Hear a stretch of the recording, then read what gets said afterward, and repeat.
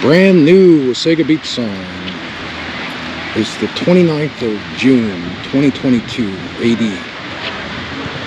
I'm Glenn Roger. Here's another majestic video. I hope you're having the second best day of your entire life.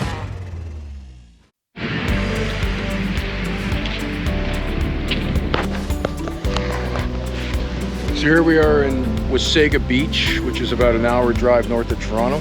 The sign, Les is telling me the sign went up yesterday, on the 29th of June. What can you tell me about the new Wasaga Beach sign? Well, they had a bit of a problem there. It was supposed to be up last week, but it wasn't level. The rocks are different heights, so they had to put some bases on it. And they got it up yesterday, and today they wired it up, and tonight will be the first night that it's lit up. Yeehaw! Yeah. All the best to everybody on the couch. Thank you, sir. Okay. Have a great day. You too. Thank Bye. you. Bye.